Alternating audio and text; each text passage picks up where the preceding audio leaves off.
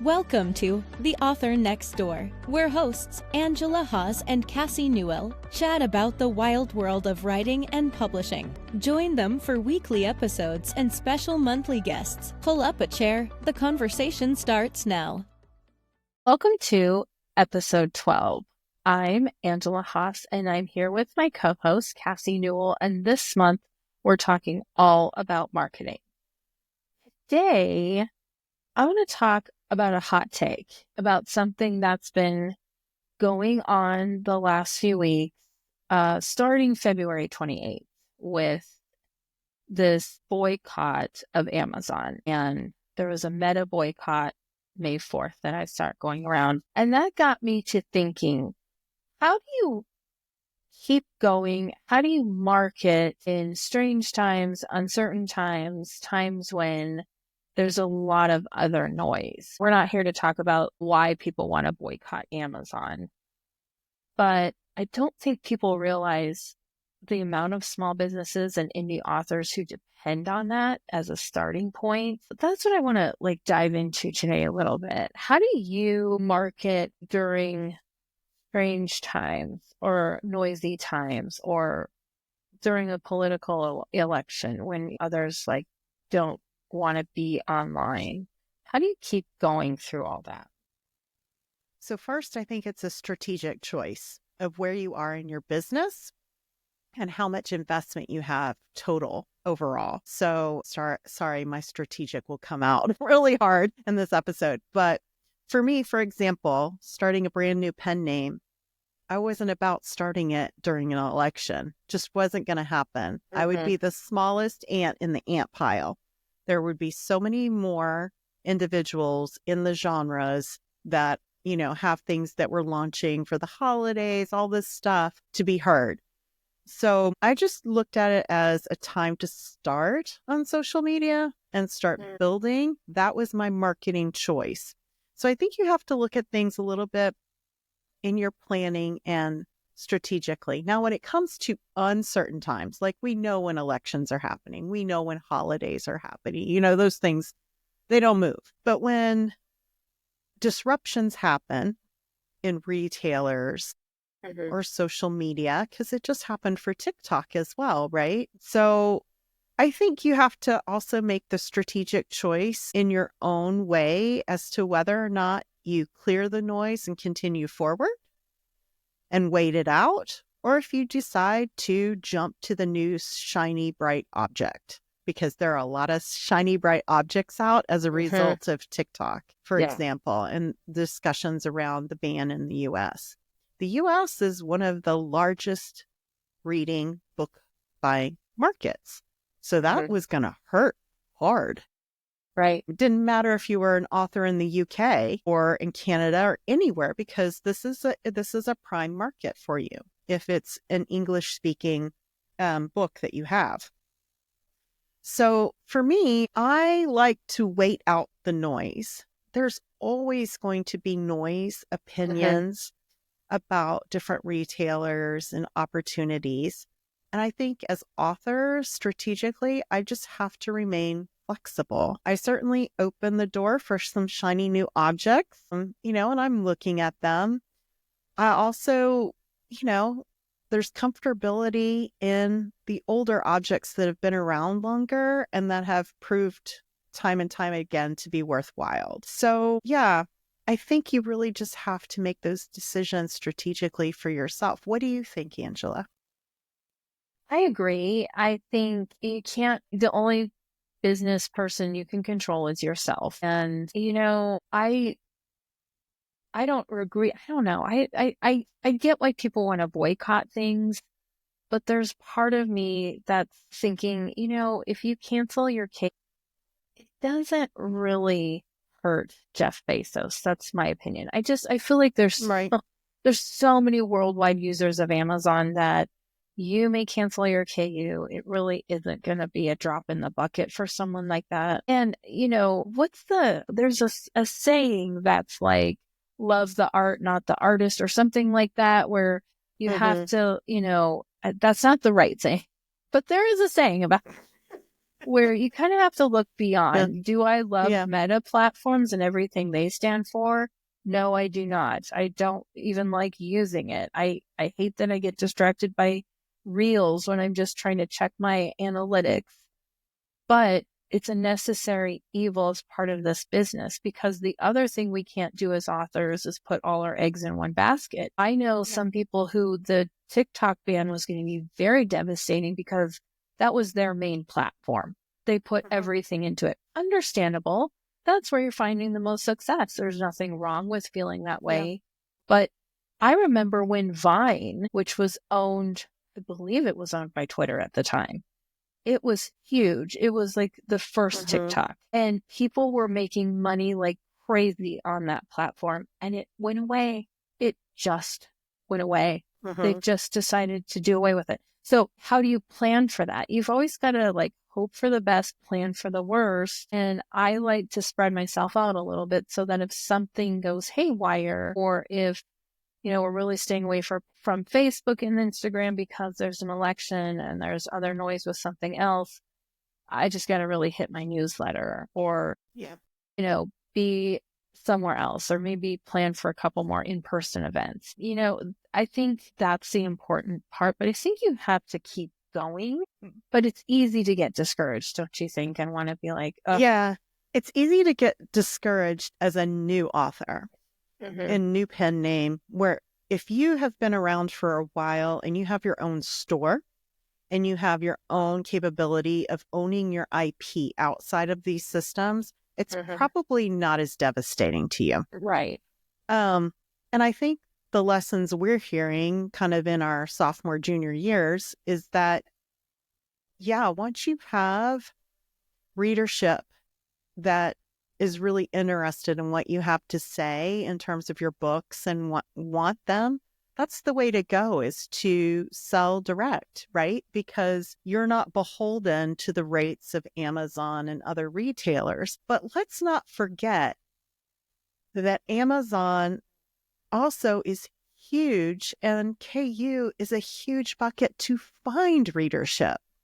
So I'm never going to poo-poo them from that perspective, because what Amazon has done, with ebooks, allowing, the masses to come together to enjoy reading, has been, part of the industrial complex of being an indie author. Otherwise, it didn't exist. Yeah, It didn't exist. Yeah, I get it. I get, certain aspects of that. But as you said, boycotting doesn't hurt him. It hurts the creators that are using this platform to try to be discovered. Right. And unfortunately, we're getting paid by page reads, which are pennies on the page, half cent, on the page, if that. I mean, it's a crazy algorithm I don't completely understand. It's no, we're not even making a cup of coffee worth. Yeah. When you buy our books direct for $2.99, we make a little bit more money for sure. But there's strategy around why you go to KU, why you sell, how you sell, and in different formats, because all the things, right? But I think in the hot topic of boycotting, people forget the little people. Yeah. They want to hurt the big person at the top and make a message and make a stand, but you're just hurting the people underneath. It's tough. I don't know that there's an easy road to navigate outside of ensuring whatever platform you are on, you're pushing people to your platform in which you own, because that's the only way you can survive. It's a minefield. But the good news is there's options. Yeah. Lots of options. There's a lot of options. And I think that's sometimes when I'm feeling discouraged, it's like, you know what? You always have options. You always have an option to do something else or to pivot. So, one of the sayings I love the most, and I may have heard this from Jen, is, do you like this platform? And don't do it if you don't like it. If it's a trudge, don't do it.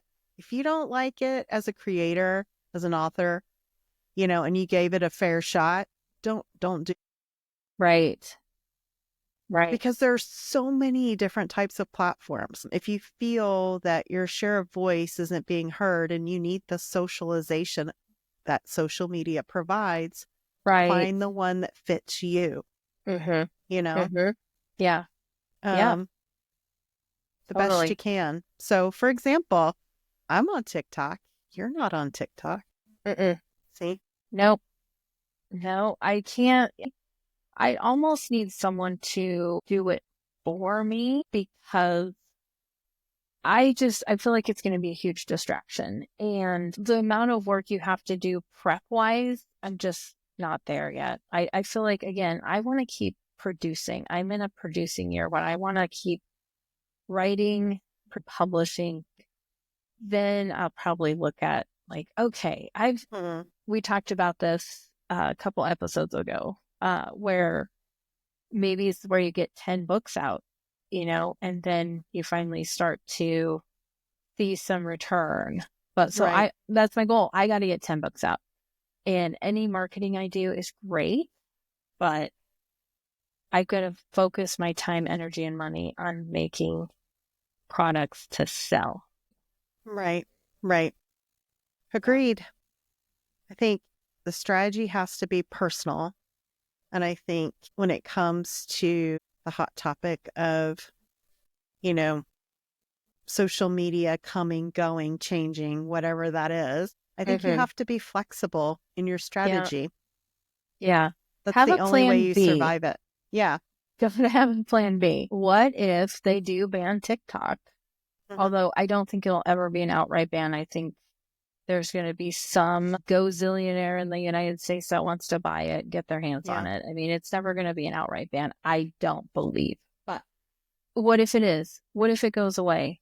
What if Threads goes away, or Blue Sky, or some of the other platforms that we like? I don't think this could happen, but what if Substack goes away? I never thought Vine would go away. So that's all I'm saying. Like, you never know. I mean, Vine was cranking. It was my favorite, and it just left. It just was the boyfriend who ghosted you and broke up with you on a post-it note and just didn't even explain. It was just like, we're done. Huh? Oh my gosh. Like, whatever. Yeah. So beware.